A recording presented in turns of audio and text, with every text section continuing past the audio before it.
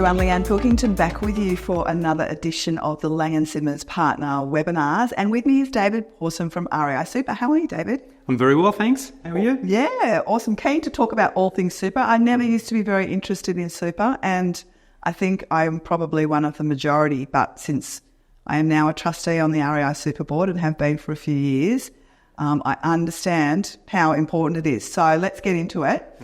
The REI Super Guarantee is going up 1st of July this year.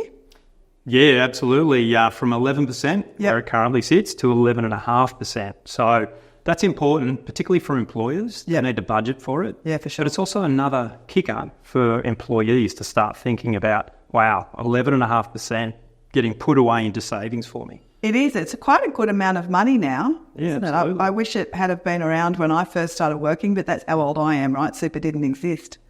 Why do people need to be aware of what's going on in their super? Why can't they just sort of think, oh, well, the that 11.5% is going in every period. Why do I need to do anything with it? Well, most employees are eligible for it, and they get put into a fund if they don't choose one. So it's really important they understand what they've got, because a small difference now makes a big difference, in retirement. Sure. And retirement can't be one of those things that happens to us gradually. Yeah. Gradually, and then we get there. Yeah. Because it won't meet the needs that we have throughout our working life. So it's really important we have a vested interest to make sure that what we've got is working hard for us. And when you say working hard, so what someone like me who's sadly towards the end of their career, I'm probably going to be less interested in a riskier investment that might have been appropriate for me when I was 20. Is that right? So generally speaking, the younger you are, the longer time horizon until you get to retirement, which means we're able to ride through the bumpy roads that are share investing. Yeah. Because a lot of growth assets have got exposure to shares, which, historically, that's a bit of a bumpy road. Yeah. So, you're quite right. Generally speaking, what people do look to do is when they're nearing retirement, they move more towards conservative. Right.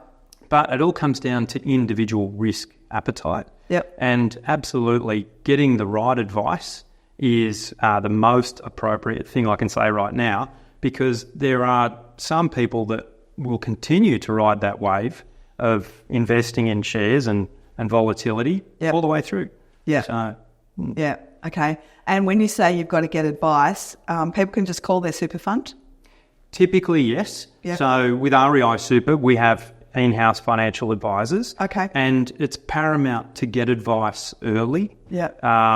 Because it doesn't matter what stage of life or financial position you're in, financial advice is the cornerstone of building and looking towards a good retirement. So when I hear the words financial advice, I think two things. Firstly, it's going to be expensive. And secondly, it's only for people with a lot of money. Yeah, unfortunately, it's a bit of a myth. Yeah. No, good advice, and financial advice has been through the ringer over the years, which is a wonderful outcome. Yeah. So financial advice is so tightly governed that you can be pretty confident you're going to get the right advice. Yeah. And indeed, our financial planners internally are governed by that regime. So advice that we will give, there's two types of advice. Yep. So intra-fund advice, which is advice on your superannuation. So helping our members with things like contribution strategy advice, insurance advice, making sure you've got an appropriate amount of insurance, and also transition to retirement type advice as well. We also have comprehensive advice. Right. And what's the difference? Yeah, well, intra-fund gives you advice on your superannuation, superannuation-related advice. Comprehensive advice takes into account other things that you have as part of your financial position. Okay. So you might have a share portfolio or property portfolio. Right. Or external insurance. Yeah. Death, TPD, total and permanent disablement. Yeah. Or income protection insurance. And that can be all wrapped up into one financial plan. Yep. And that's comprehensive advice. Okay. Gosh, there's so much in all of that.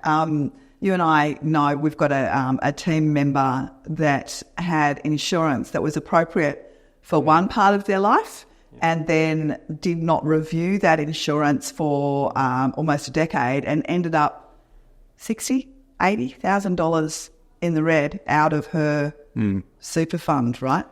Yeah, absolutely. And that's something that everyone needs to do, is to pay attention to their super. Yeah. Because at different stages of life, we have different needs. Yep. And particularly from an insurance perspective, insurance is there to provide a bit of a platform in the event of an emergency. Yep. And it's there to extinguish debt and provide an income stream for our family in the unlikely event, hopefully, that something happens to us. Yeah. So there are a lot of funds out there who have particular insurance designs, and it might be based on an amount. Yep. Now, with insurance, it gets more expensive as we get older. Yeah. So if we don't review our insurance, what can happen is the cost outweighs the benefit. Yeah. So... Yeah, and once you've got children not at home and all of that sort of stuff, and your debt levels are lower typically as you get older, you may not need the same level of insurance, right? Correct. So it's absolutely imperative that we review our debt levels and review all of our expenses and make sure that our insurance is an appropriate amount. Yeah. Because absolutely it does get more expensive as we get older. Yeah, that's for sure.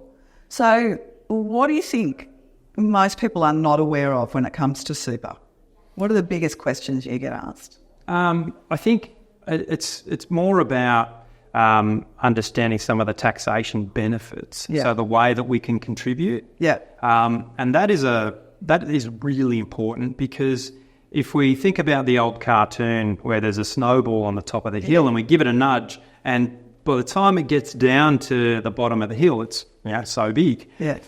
If we were to contribute to that snowball, add a little bit more to it, when we get to retirement, that snowball, because it's accumulated and it's also taken into consideration the effects of compounding interest, that snowball is so much bigger. So, so looking at it, reviewing your superannuation is really important. There are a lot of little things that we also need to consider, things like beneficiary. Yeah. So unfortunately... That's a tricky one, isn't it? Sometimes we had that situation as well when you were reviewing. The beneficiary was the ex-partner, which, is not ideal. Correct, and it's a really simple fix. So these days everything's online. You can tweak and change a lot of things with your account really simply and really quickly. Yeah. And it's really efficient. So absolutely recommend taking the time to sit down, having a look at it and updating those sorts of things, because for sure, with beneficiaries, as you know, a lot of relationships fail. Yeah. I think the number's somewhere around 50%. Yeah, it's about half, So, whenever there's a life stage change, think about super. Think about your super. And you can also, obviously, with your employers' support, you can salary sacrifice into your super. Yeah, absolutely. And that's tax effective, right? Yeah. So salary sacrifice is another term for paying for something pre-tax dollars. Yeah. And what that can do is it can reduce your taxable income, which can be quite beneficial depending on where you are on the tax brackets. So that is a good way to save for retirement as well. Yeah. Taking advantage of that taxation saving because you pay superannuation or guarantee contributions tax of 15% as opposed to your income tax rate. Yeah, which is a lot more than 15%. Yes, hopefully. Yes. And that's what we all aspire to. Yeah, exactly.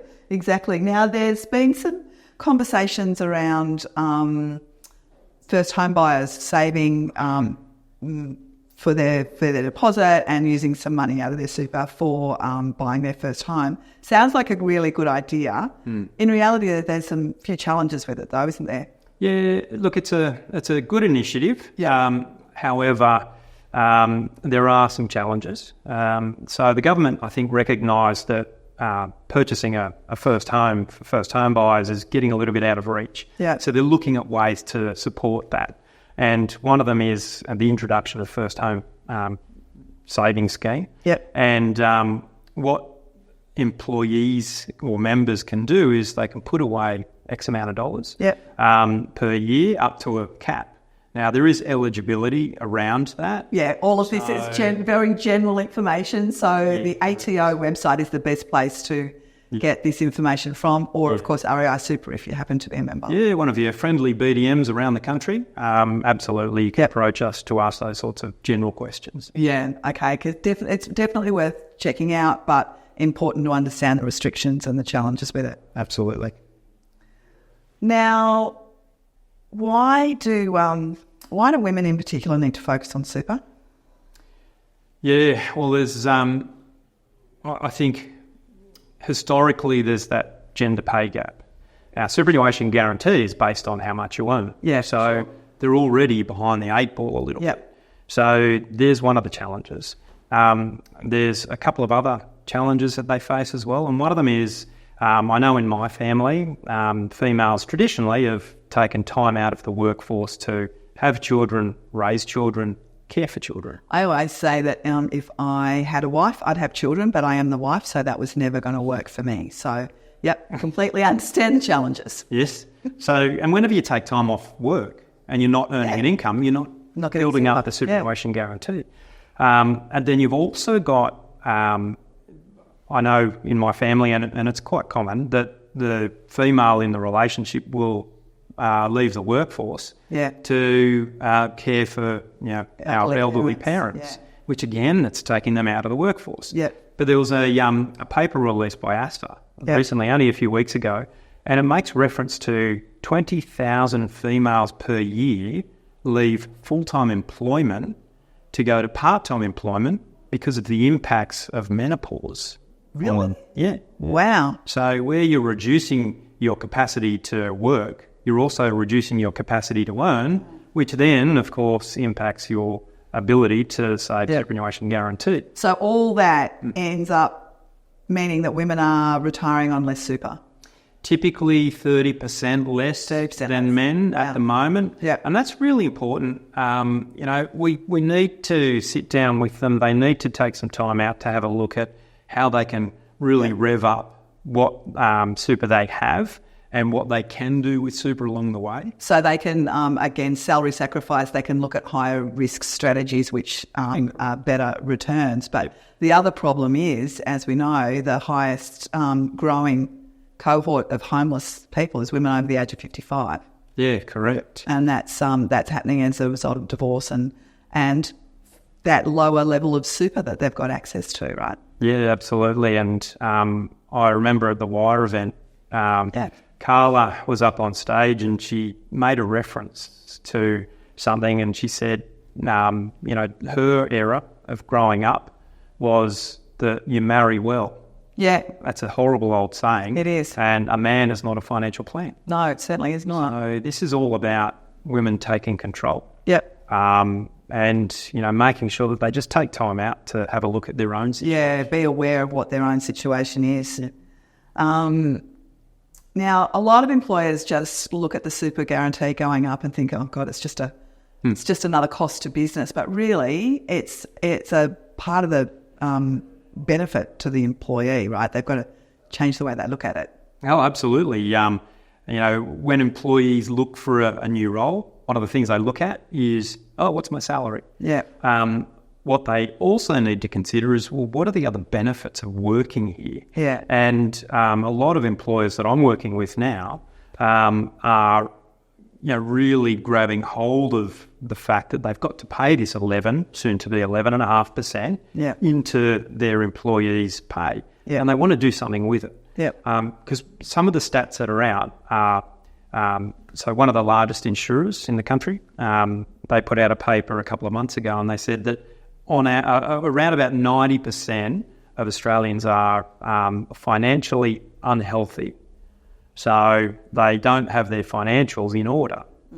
So I've been working with that with some of our employers and some of our networks to try to build a bit of a program around helping people identify what they can do with superannuation as a real benefit.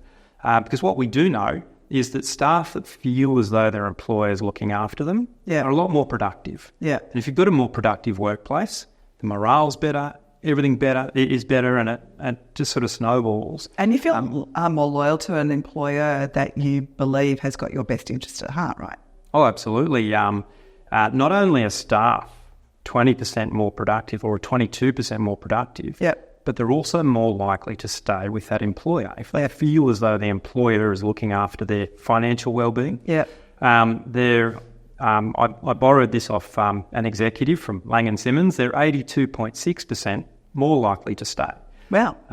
Now, we also know that staff that look after their financial well-being are also better off in terms of their mental well-being. Yeah, for sure. And that also ties into physical well-being. Yep. So it's quite circular. Yeah, that's important. So just by allowing, and what some of our employer clients are doing is they're having REI Super BDMs come in around the country to have a chat to their team. And what they do is they just spend a little bit of time with the team members providing education, a little bit of guidance, and in a lot of cases advice to the advice team.